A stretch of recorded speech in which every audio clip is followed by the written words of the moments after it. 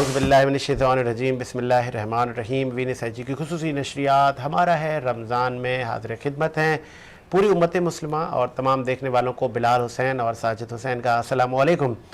आज भी हम सर बात करेंगे फ़ज़ीलत अली पर। अलीउल मुर्तज़ा की कितनी शान है वो शान बयान करेंगे और स्क्रीन पर जो नंबर मौजूद है आप इस नंबर पर कॉल करें और आपको जो भी रमज़ानुल मुबारक के हवाले से सवालात हों या कि दीनी मसाइल पर भी आप सवालात कर सकते हैं। स्क्रीन पर जो नंबर आ रहा है आप इस पर कॉल करें। और हमारे साथ मौजूद हैं मौलाना अशरफ अली मुंतज़री। बहुत शुक्रिया मौलाना साहब आपने टाइम दिया। उनके साथ मारूफ सना ख्वां भी हमारे साथ मौजूद हैं, राना अब्दुल बासित सुरवदी। बहुत शुक्रिया राना साहब आपने भी टाइम दिया। चूँकि कल से हम मौलाए कायनात हज़रत अलीउल मुर्तज़ा की फ़जीलत बयान कर रहे हैं, मौलाना साहब भी उनके मौला के कई कॉल बता रहे हैं, नहजुल बलागा की जो खुतबात हैं उन पर रोशनी डाल रहे हैं।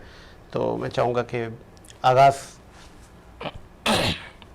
माशाअल्लाह बहुत मैं बड़ी खुश नसीबी समझता हूँ अपनी के मौलाए कायनात के मौज़ूआत पर मैं यहाँ पे बैठा हूँ और मैं बिल्कुल कॉल पेश करता हूँ मौला का। मन कुन तो मौला मन कुन तो मौला फहाजा अली मौला मन कुन तो मौला मन कुन तो मौला बने सूफी जज्बात में बहने वाले कलंदर बने इश्क में जलने वाले कुतुब बन गए रंजो गम सहने वाले वली बन गए अली कहने वाले अली मौला मौला अली मौला मौला अली मौला मौला अली मौला मौला अली मौला मौला अली मौला मौला अली मौला मन को दो मौला बगैर हुब्बे अली मुद्दा नहीं मिलता बगैर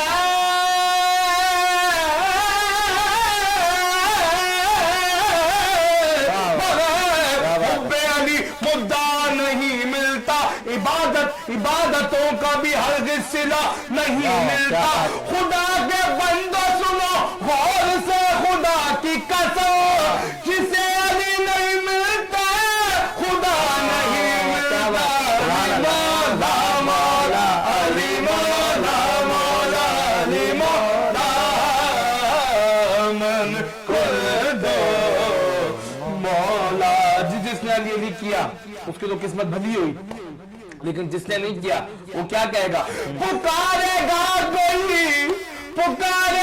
कोई चीख चीख कर एक दिन खिलाफ दी नहीं अली अली कहना वो अपनी माँ की शिकायत करेगा महशर में कि उसने क्यों न सिखाया अली अली कहना अली मौला मौला अली मौला मौला अली मौला मौला अली मौला मौला अली मौला मौला अली मौला मौला अली अली वली की बिना के असीम बैठे हैं कसम खुदा की सभी बाज़मीर बैठे हैं बनी थी तेरा रज़क एक लकीर काबे में उसी लकीर के सारे फकीर बैठे हैं मौला अली मौला मन को दो मौला फहाजा अलीयुल मौला अली मौला। क्या बात है जी राना अब्दुल बासित सुरवदी साहब। और मुझे बहुत सारी कॉल्स हमें मौसूल हुई और उन्होंने बिलाल से भी शिकवा की कि बिलाल अक्सर कम सवाल करते हैं। तो बिलाल मैं चाहूँगा कि आज फजीलत अली पर जी माशाल्लाह से जैसे अब्दुल बासित राना साहब ने अली अली करवाई हमें, तो उसी हवाले से मैं आपसे सवाल पूछूंगा कि مولا علی علیہ السلام جب کسی بھی جنگ میں جاتے تھے تو اپنا تعارف علی ابن ابی طالب سے کرواتے تھے. تو جنگ خیبر میں خاص انہوں نے حیدر کرار سے تعارف کروایا. تو اس میں کہ کچھ میرا نام روشنی ایمان ہے حیدر. جی واہ واہ واہ خوبصورت. اس سے کچھ روشنی فرما دیے. جی بسم اللہ الرحمن الرحیم الحمدللہ رب العالمین والصلاة والسلام علی محمد وآلہ الطیبین الطاہرین. معزز سامعین و مومنین اور دیگر ہمارے جو ہے سننے والے اور ہماری ٹیم اور جتنے بھی مہمانان گرامی ہیں، ساجد بھائی، بلال بھائی، باسط بھائی، ان تمام کو السلام علیکم. یہ ہماری خوش نصیبی ہے، ہم رسول اللہ کے اس فرمان پہ عمل کر رہے ہیں جس میں آپ نے فرمایا اپنی مجلسوں کو زینت دو ذکر علی ابن ابی طالب سے، کہ جنگ خیبر میں دراصل یہ مد مقابل مرحب آیا. ایسا ہی اور ظاہر ہے وہ عرب کا ایک دستور ہے، جنگوں میں جب کوئی سورما آتا ہے تو وہ اپنا تعارف کراتا ہے. اس نے تعارف کرایا کہ جی میں مرحب ہوں، میں لاکھوں کے لشکر سے، ہزاروں کے لشکر سے اکیلا لڑتا ہوں.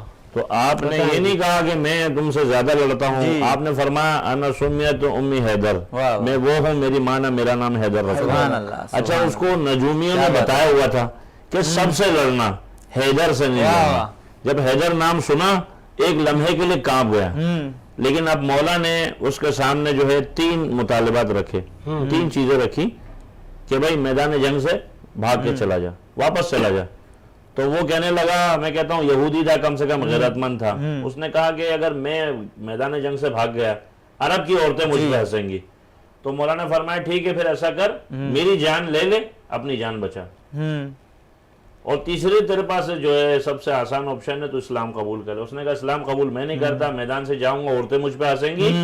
2-3 وار اس نے مولا پہ کیے، ایک وار مولا نے اس کے اوپر کیا، اور وہ وار ایسا کیا کہ آپ کو لقب ملا قسیم النار والجنہ، جنت و دوزخ کا تقسیم کرنے والا. اور دوسری بات یہ ہے کہ اور یہاں پر جب بھی کبھی کسی مد مقابل کو مارتے تھے، مارنے کے بعد جو ہے اس کے جو ہے جسم سے لباس، زیورات، یہ تمام اتار کے لے جاتے تھے. یہ بھی عرب میں کبھی رسم تھی. مولا علی علیہ السلام نے جب اس کو واصل جہنم کیا تو یعنی لشکر تو کے پاؤں کھڑ گئے نا، سارے بھاگ گئے. تو اس وقت اس کی بہن جب اس کی لاش پہ آئی، اس نے کہا کہ میں تیرے قتل پہ روں گی نہیں، تیرے قاتل کا قصیدہ پڑھوں گی، کیونکہ تجھے قتل کرنے والا وہ اس کی بہن کہہ رہی ہے، مرحب کی بہن کہہ رہی ہے تیرے قاتل کا میں قصیدہ پڑھوں گی. یہ کوئی عظیم المرتبہ ہستی ہے جس نے نہ تیرے زیورات اتارے، نہ تیرے لباس اتارے، نہ تیرے کوئی کسی سامان کو ہاتھ لگایا. تو یہاں پر یہ ہوتا تھا جب کبھی فاتح ہو گیا، تو یہ ہمارے لیے بھی ایک پیغام ہے کہ مثلا جنگ احد کے اندر جو ہے، جنگ خندق میں آپ نے دیکھا کہ چونکہ وہ جنگ ایسی ہے کہ صحابہ کرام رضوان اللہ اجمعین جو ہے ان کو جو ہے نا پیغمبر نے بٹھایا، مشاورت ہو رہی ہے کہ جنگ کو کیسے ہم جو ہے ٹیک اوور کریں. جنگ کی پلاننگ کے بارے میں حضرت سلمان فارسی نے مشورہ دیا خندق کھودنے کا. اب وہ خندق اتنی بڑی ہے، اچھا وہ ایسی جنگ ہے، جنگ تو 39 دن تک جو ہے مثلا ایک مثال یہ جنگ چلی، وہ بار بار آ رہا کہہ رہا ہے مسلمانوں کون ہے ایسا کہ جو جنت میں جانا چاہتا ہے. وہ للکار رہا ہے کون، یعنی وہ ظاہر سی بات ہے عمر بن عبدالعود جو ہے وہ یعنی اکیلا جو ہے وحشی بالکل جو ہے نا ایک جو ہیکل جو ہے پہلوان ہے، اچھے اچھوں کا پتا پانی ہوتا ہے اس کا نام سن کے. تو اس وقت پیغمبر نے فرمایا کوئی نہیں ہے جو اس کی زبان کو بند کرے. تو مولا علی علیہ السلام نے جو ہے، اس میں اور کتنے صحابہ رسول موجود کرام کافی تھے. مثلا کہنے کا یہ کہ جو ضرب علی کے پاس ہے تربیت رسول کے نتیجے میں، ظاہر سی بات ہے علی نے ہمیشہ اپنے آپ کو پیغمبر سے نیچے رکھا ہے. جی کبھی پیغمبر سے ایسی کوئی تعلیمات نہیں ہے. یہاں پر جو لوگ جو ہے اعتراض کرتے ہیں ان کے لیے بھی ایک بہترین جواب ہے، سیرت علی کو پرکھو تو بالکل جھلک تمہیں سیرت رسول نظر آئے. سبحان اللہ. علی نے ہمیشہ جو ہے اس چیز کو جو ہے فالو کیا ہے. اور ظاہر ہے اب جو ہے اس کو جب واصل جہنم کیا تو میں چاہوں گا وہیں سے کنٹینیو کریں کہ نبی کریم صلی اللہ علیہ وسلم نے کہا کہ ان کا کوئی اس کی زبان بند کرے. کہنے کا مقصد ہے کہ آپ جب میدان جنگ میں گئے اور میدان جنگ میں جب آپ نے عمر بن عبدالعود کے اوپر جب قابو پا لیا تو کہتے ہیں اس نے گستاخی کری. جب اس نے گستاخی کری تو آپ اس کی یعنی اوپر سے اتر گئے. تو لوگوں نے بعد میں پوچھا یا علی جب دشمن کو قابو کر لیا تھا تو چھوڑا کیوں؟ کہا میری جنگ اللہ کے لیے تھی. بدسلوکی کری اس نے میرے ساتھ، گستاخی کری تو اگر میں اس کو قتل کر دیتا تو اس میں میرا اپنا غصہ بھی شامل ہو کیا جاتا. بات ہے، کیا بات. تو علی کا ہر طرز عمل جو ہے حکم الہی کی تعمیل ہے، حکم رسول کی تعمیل اور ہے، انصاف کا تقاضا انسان دیکھیں کا آپ. تقاضا. تو اسی لیے مولا علیہ السلام فرماتے ہیں کہ مسند قضاوت بچھائی جائے تو توریت والوں کو توریت کے ذریعے، انجیل والوں کو انجیل کے ذریعے، زبور والوں کو زبور کے ذریعے، علی جانتا ہے اور ساری کتابوں کا قرآن والوں کو قرآن کے ذریعے علی فیصلہ دے گا. اور کوئی نہیں کہے گا، سب یہی کہیں گے علی نے وہی فیصلہ کیا جو داؤد کیا کرتے تھے، علی نے وہی فیصلہ کیا جو موسیٰ کلیم اللہ کیا کرتے تھے، علی نے وہی فیصلہ کیا جو حضرت ابراہیم خلیل اللہ کیا کرتے تھے، سبحان علی نے اللہ. وہی فیصلہ کیا جو محمد رسول اللہ کیا کرتے تھے. اسی لیے خلیفہ وقت جو ہے یہ فرماتے ہیں کہ لولا علی لہلک العمر، یا علی وہ وقت ایسا نہ ہے خدا کرے کہ جس دن آپ موجود نہ ہو تو وہ دن جو ہے عمر کی ہلاکت کا دن ہو. یعنی کیوں اعتراف کر رہے ہیں، بڑی بڑی ہستیوں نے اعتراف کیا. کیوں؟ آپ یہ دیکھیے کہ ایک چیز ہے کہ علی مظہر العجائب ہے. مظہر العجائب ہے. میں اسی پہ آ رہا تھا، سوری فار انٹرپٹ، اسی پہ آ رہا تھا کہ حضرت علی المرتضیٰ کے بہت سارے ان کے لقب ہیں، مظہر العجائب جیسے آپ نے کہا، اسد اللہ، عین اللہ، وجہ اللہ. تو ان کے بارے میں ذرا دیکھیے میں چاہوں گا کہ تفصیل. میں بچہ پیدا ہوتا ہے تو میں آپ کو ایسے یعنی میری بات آپ کو سمجھ میں بھی آئے گا، سوال کا جواب بھی مل جائے گا. جب بچہ پیدا ہوتا ہے لوگ کہتے ہیں دیکھو جی ماموں کے اوپر جو آنکھیں گئی ہیں، ماتھا جو ہے نانا کے اوپر گیا ہے، واہ واہ. چہرہ جو ہے وہ باپ کے اوپر گیا ہے، جی، اکیلا. اور جو اس کے جسم کی جو خد و خال ہے یہ دادا کے اوپر گیا ہے.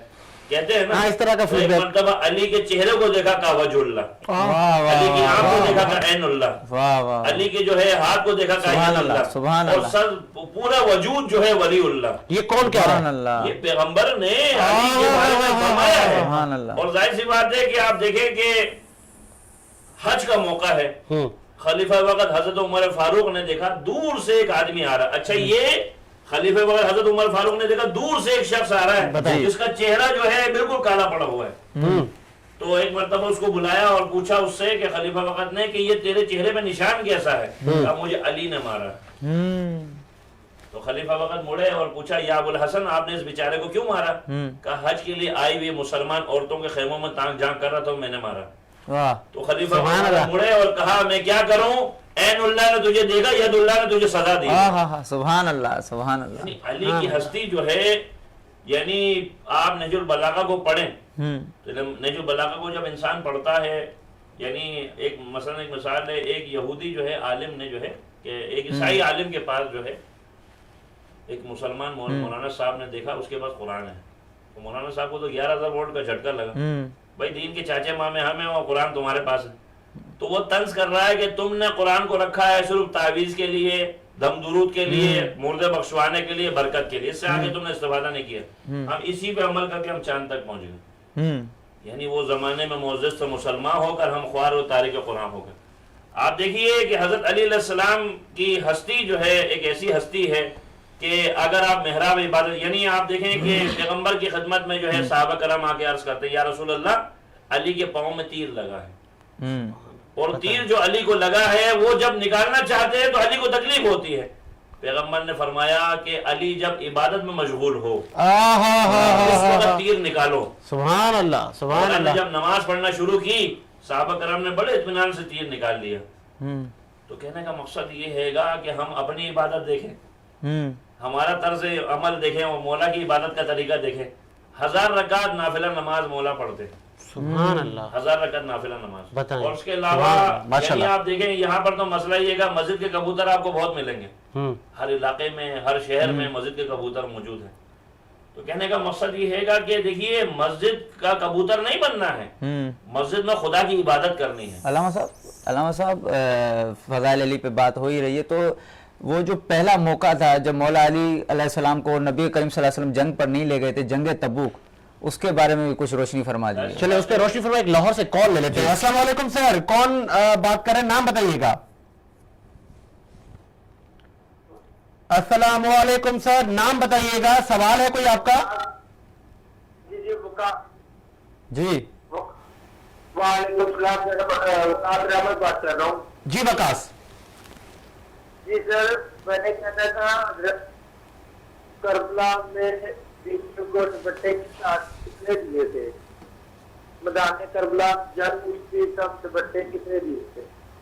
میدان کربلا میں دوپٹے، سوال بتائیے گا دوبارہ. मैदान जंग में जब करबला खत्म हो चुकी, करबला में किसने दुपट्टे दिए थे बीबी को, ये आपका सवाल है। ठीक है, आपका सवाल शामिल करते हैं। बिस्मिल्लाह सर। सवाल लाहौर से ये था रहमतुल्लाह साहब का कि मैदान करबला में बीबी को दुपट्टे किसने दिए थे? गालिबन ये सवाल ये करना चाह रहे हैं, शायद मैं जो समझ पा रहा हूँ ठीक है कि करबला के वाक़े के बाद जो है बीवियों को दुपट्टे किसने दिए। पहले तो सवाल ही नहीं है, पहले तो उस वक्त तो किसी ने कोई जुर्रत ही नहीं थी हजरत अब्बास इमाम हुसैन अलैहिस्सलाम की मौजूदगी में, तो किसी की जुर्रत ही नहीं। बेशक वाक़े करबला के बाद यानी अहले हरम को, जो कि खानवादा रसूल की नवासियाँ हैं, अहले हरम हैं, उनके सरों पे मसलन चादरें जो है कई बार जो है चादरें दी गई, और वो अक्सर जो है गैर मुस्लिमों ने भी दी, मुसलमानों ने भी दी। लेकिन मसला ये है कि फौज यजीद का ये यानी किरदार है कि उन्होंने हर बार उस चादर को छीना। वो रसूल के जो नबी रहमत है, वो रसूल के जो लोगों की इज्जतों को ढांपता है, वो रसूल जो लोगों के ऐब पे पर्दे डालता है, उसी की आल को जो है उम्मत ने असीर करके करबला से शाम से कुफा के दरबारों बाजारों में फिराया, और उसके साथ जिन्होंने चादरें दी, और कितने ऐसे जो है गैर मुस्लिम जो है मुसलमान हो गए। वाह सुभान अल्लाह। इस्लाम जिंदा होता है हर करबला के बाद। करबला का वजूद जो है आगे नहीं बढ़ता कि अगर सैयद सज्जाद अलैहिस्सलाम और जनाब शहजादी ज़ैनब आलिया सलामुल्लाह अलैहा आपके खुतबों ने जो है इस्लाम को तमाम बख्शा।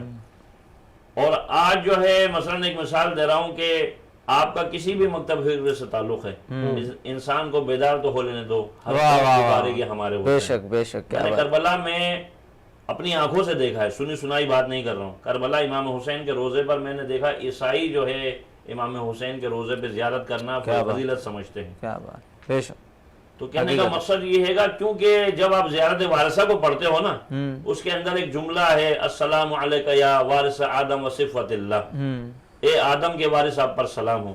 अस्सलामु अलैका वारिस नूह नबील्लाह, अस्सलामु अलैका वारिस इब्राहीम खलीलुल्लाह, अस्सलामु अलैका वारिस मूसा कलीमुल्लाह, अस्सलामु अलैका वारिस इब्राहीम खलीलुल्लाह, अस्सलामु अलैका या वारिस मुहम्मदिन हबीबिल्लाह, अस्सलामु अलैका वारिस अमीरुल मोमिनीन वलीयल्लाह, अस्सलामु अलैका या इब्न फातिमा ज़हरा सय्यदतुन निसाइल आलमीन। यानी 1,24,000 अंबिया की शरीयत का जो मुहाफिज है वो हुसैन इब्न अली। क्या बात है। फिर मैं इस पे ऐड करता हूँ, हुसैन मिन्नी वाइनल मिन्नी हुसैन। मतलब ये कि नबी करीम सल्लल्लाहु अलैहि वसल्लम खुद कह रहे हैं कि मैं हुसैन से हूँ, हुसैन मुझसे है। एक राना अब्दुल बासित से कहेंगे कि कुछ अशार भी शामिल करें, तो फिर सिलसिले को हम आगे बढ़ाते हैं। आप कॉल करें सर, स्क्रीन पर नंबर मौजूद है, मौलाना साहब से आप सवालात कर सकते हैं। बिस्मिल्लाह। राना साहब, हुसैन का जिक्र हो रहा है तो क्यों ना कहूँ, मैं खुश नसीब हूँ सुभान अल्लाह, मुझ पे करम हुसैन का है। क्या बात। खुश नसीब हूँ, मैं खुश नसीब हूँ, मुझ पे करम हुसैन का है। अता किया हुआ सारा भरम हुसैन का है। अता किया हुआ, शेर काबिल होगा, तवज्जो फरमाइएगा। यजीदियत को हुए से निगू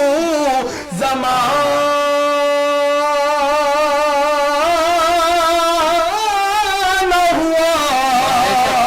ऐसा ही है। यजीदियत को हुए से निगू ज़माना हुआ। बुलंद आज भी लेकिन अलम हुसैन का है। बुलंद आज भी, हम कहते मौला गम न दे सिवाय गमे हुसैन के। फलक के आँखों से गिरते हैं आज भी आंसू।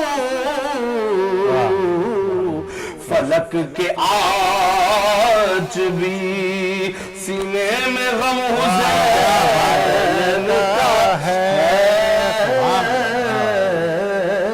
اور نقطہ خدا نے دی ہے انہیں جنتوں کی سرداری بے شک بے شک بے شک جیتے رہنا خدا نے دی ہے انہیں جنتوں کی سرداری خدا بھی دیکھ اسد ہم قدم حسین ہے عطا کیا ہوا سارا بھرم حسین کا ہے میں خوش نصیب ہوں بے شک بے شک سبحان اللہ ماشاءاللہ جی رانا عبدالباسط سہروردی نے موقع کی مناسبت سے حسین ابن علی کو سلام پیش کیا. آپ اسکرین پر نمبر جو دیکھ رہے ہیں آپ اس نمبر پہ کال کریں. ابھی ایک لاہور سے ہم نے کال لیے, آپ بھی ملک بھر سے کال کر سکتے ہیں. مولانا اشرف علی منتظری ہمارے ساتھ موجود ہیں, وہ آپ کے سوالوں کے جوابات دیں گے. بات ہو رہی تھی فضیلت اہل بیت کی, فضیلت مولا کائنات حضرت علی المرتضیٰ کی, اور یہ آپ ہمارا ہے رمضان ٹرانسمیشن لائیو دیکھتے رہیں گے چاند رات تک. مولانا صاحب میں چاہوں گا کہ چونکہ بہت ساری جنگیں ہوئیں جب حضرت علی المرتضیٰ نے خلافت سنبھالی, تو بہت سارے وہ کہتے ہیں نا فتنوں نے جنم لیا. خارجیوں نے کبھی کیا معاملہ, کبھی جنگ جمل تو کبھی کیا تو کبھی کیا. کیا وہ ذرا منظر کشی کریں نا کہ علی نے نبی کریم صلی اللہ علیہ وآلہ وسلم کے دین کو کیسے سنبھالے رکھا. دیکھیے پیغمبر جب دنیا سے پردہ فرما گئے, جی ہم سب نے تاریخ پڑھی ہے, مگر ہر کسی نے تاریخ اپنے اپنے زاویے سے پڑھی ہے. میں سمجھتا ہوں تعصب کے اینک کو اتاریں. نہج البلاغہ میں کئی خطبات تو اس کی عکاسی کرتے ہیں کہ مولانا نے ارشاد فرمایا کہ میں نے کس طرح جو ہے, آپ یہ دیکھیں کہ خلیفہ اول, خلیفہ دویم, خلیفہ سویم, ان تینوں کے دور میں مولا علی نے اپنے اصحاب کو بھی اپنی اولاد کو بھی ان کی فوج میں بھرتی کروایا. سبحان اللہ. تو بہت سے لوگوں کا اعتراض بھی ہوا اس زمانے میں بھی. ظاہر سی بات ہے جب آپ جو ہے ایک مذہب مخالف پارٹی میں چلے جائیں گے تو مولا کی ذات کا تو کیونکہ رسول اللہ کی تعلیم کرتا ہے, کیونکہ علی کی یعنی ذہنیت یا علی کی تعلیمات کا عکاس یہ ہے کہ اسلام بچے, اسلام بچے, ایسا ہی ہے, ایسا ہی ٹھیک ہے نا. تو فتنوں نے بھی سر اٹھایا ہوا ہے. خوارج جو ہے انہوں نے تو وہ تو کسی کو تسلیم نہیں کرتے تھے, وہ اللہ کے بل کہتے تھے بس اللہ ہی اللہ. جیسے آج ہمارے پاس خوارجی ہیں, مسلمانوں میں بہت سے ایسے ہیں کہ جو اپنے آپ کو مسلمان کہتے ہیں مگر وہ خارجی ہیں. وہ اپنے سوا کسی کو اچھا نہیں سمجھتے, اپنے سوا کسی کو مسلمان تسلیم کرنے کو تیار نہیں. اس زمانے میں بھی خوارج تھے جس نے اسلام کو بہت نقصان پہنچایا. تو لہٰذا مولا علی علیہ السلام نے ان کو اچھے مفید مشورے بھی دیے, ایسا ہی ہے. اور مولا علی علیہ السلام نے اپنے اصحاب کو, اپنے بیٹوں کو ان کی فوج میں بھرتی کروایا. اچھا یہ اس پہ لوگوں نے اعتراض کیا, یا علی کیا ہو گیا, یہاں تک کہ لوگ طنز بھی کرتے تھے, یا علی کیا تمہارے ذوالفقار کو زنگ لگ گیا, نعوذ باللہ. سبحان اللہ. مولا نے فرمایا آج علی آج بھی وہی علی ہے کہ جو خیبر و خندق و بدر و یہ جتنے بھی فتوحات ہیں یہ تمام کا حامل علی ہے. میری تلوار کو زنگ نہیں لگا ہے. اگر جو ہے میں تلوار اٹھاتا ہوں تو یہ تمام قلعہ قمع ہو جائے گا, لیکن مسئلہ اسلام نہیں بچے گا. علی کی کوشش اسلام بچے. تو کہنے کا مقصد یہ ہے گا کہ جو تاریخ کو پڑھیں, یہاں پر مسئلہ یہ ہے گا کہ دیکھیے سرکاری مورخوں سے تاریخ لکھوائی گئی.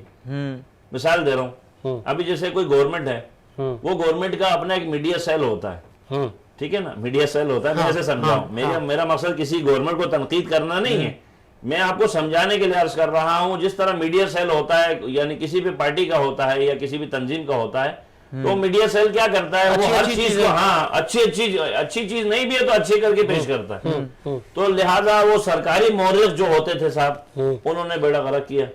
اب چونکہ اس کا نقصان یہ ہو رہا ہے کہ آج ہم لوگ آپس میں دست و گریبان ہیں, جو جس کو فالو کر رہا ہے, جو جس کو اچھا سمجھتا ہے.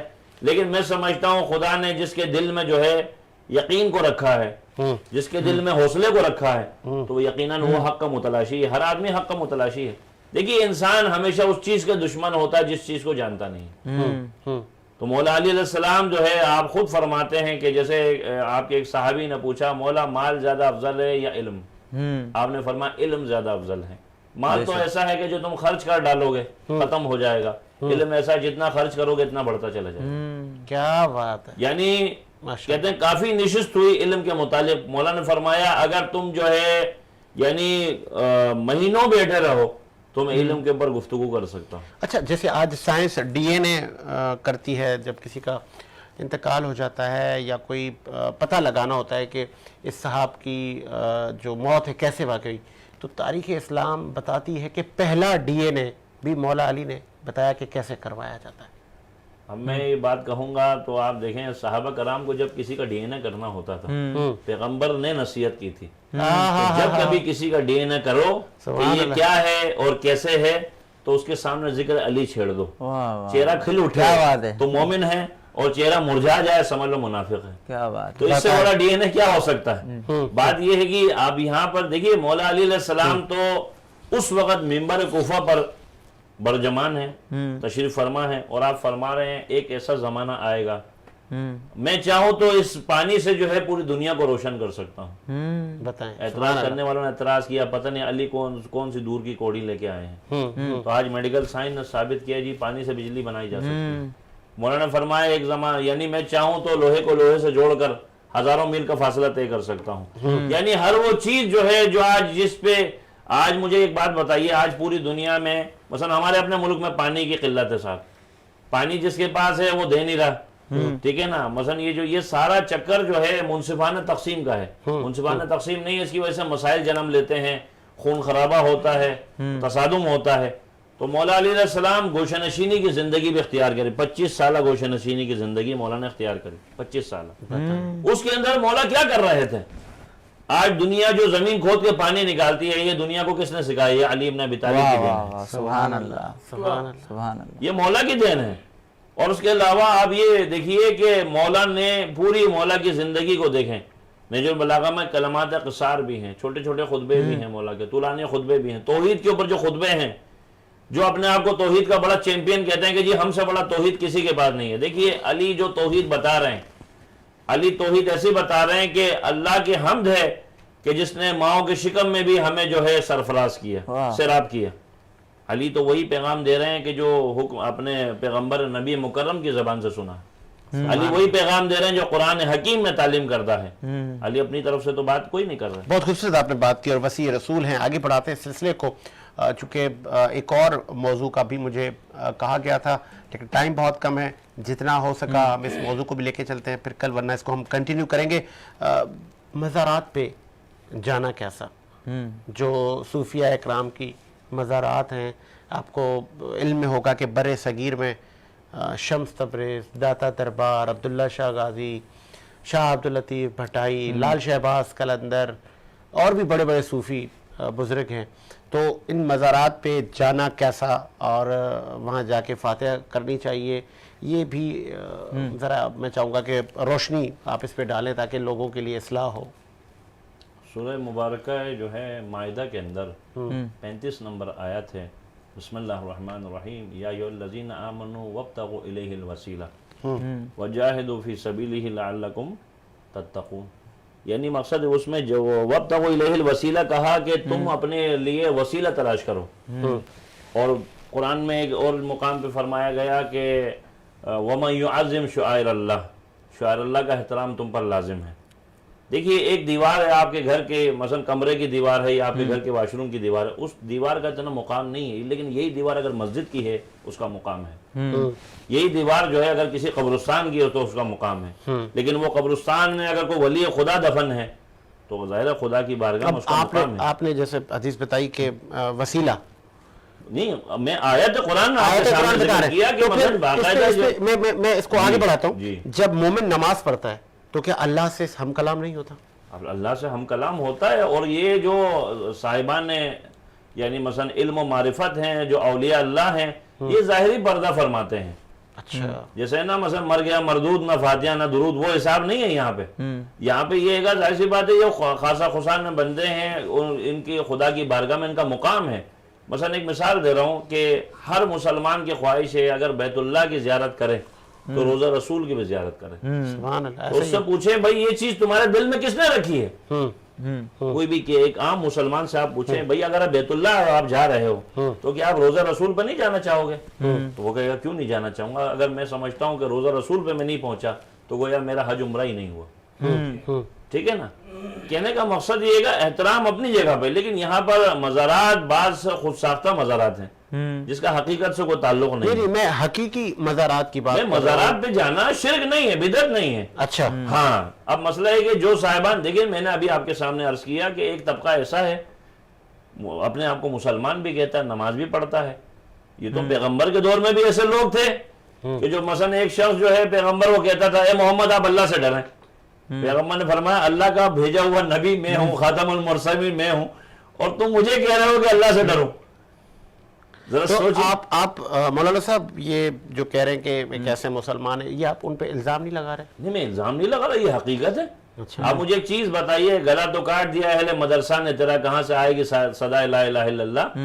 مدرسہ وہی دینی مدرسہ ہوگا، وہی جو ہے مسجد جو ہے خدا کی مسجد ہے کہ جس مسجد کے اندر حق بیان ہو، خدا رسول کی تعلیمات بیان ہو، امن اور اتحاد کی بات کی جائے.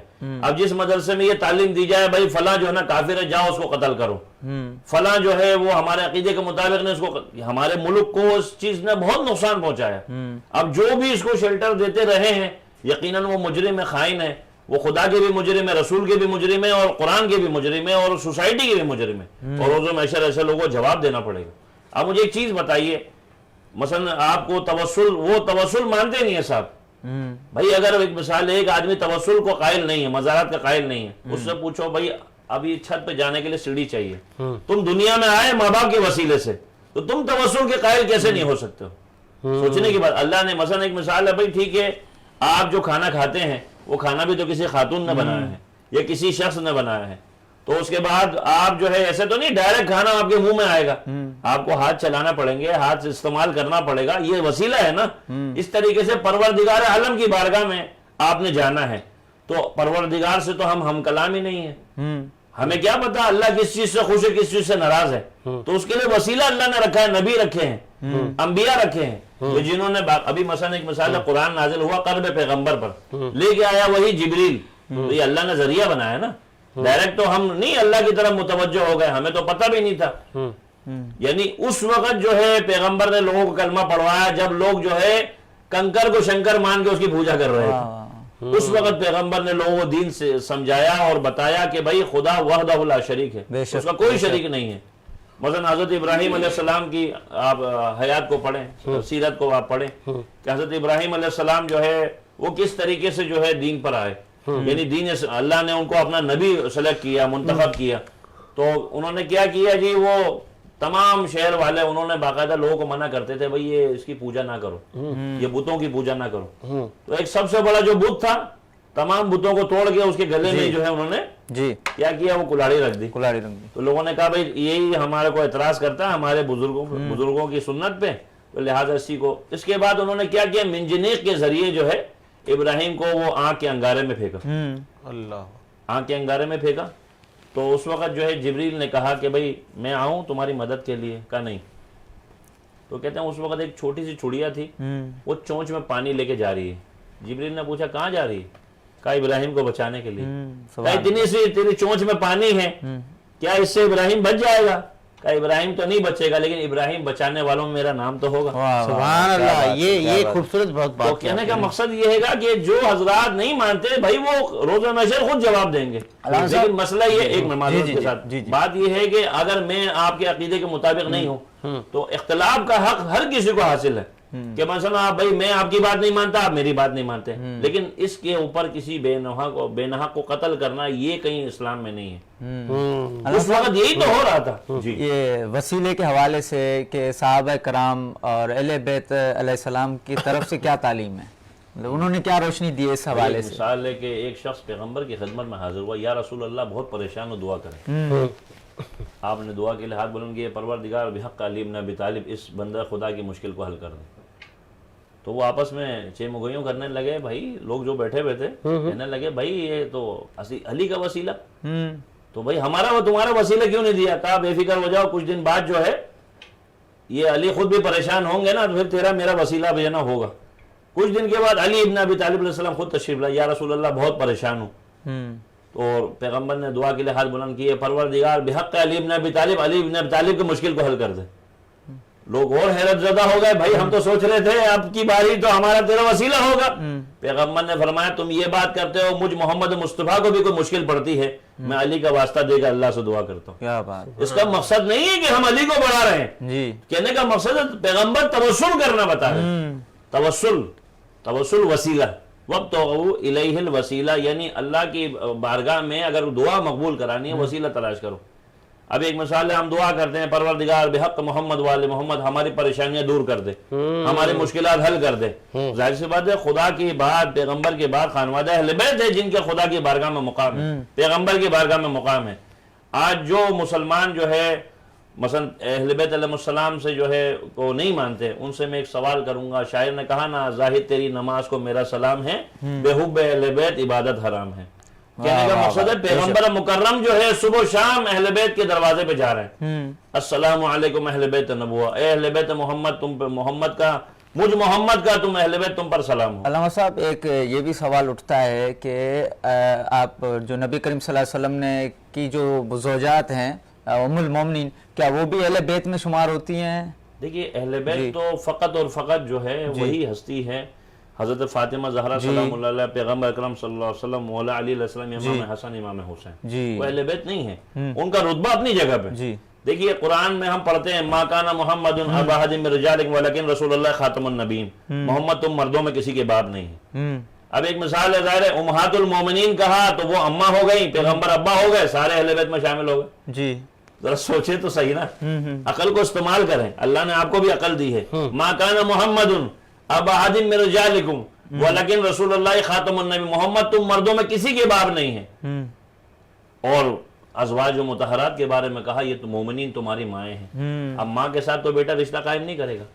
یقیناً کچھ لوگوں کی ایسی گستاخی کی نظر تھی کہ پیغمبر دنیا سے پردہ فرمائیں گے تو بعد میں پھر یہ ہمارے پاس ہی آنا ہے، تو حرمت رکھی کہ بھئی ازواج پیغمبر بھی جو ہے پیغمبر کے بعد یہ تمہاری ماں کا درجہ رکھتی ہے، سبحان تو ان کے بارے میں گستاخی کا سوچنا بھی مت۔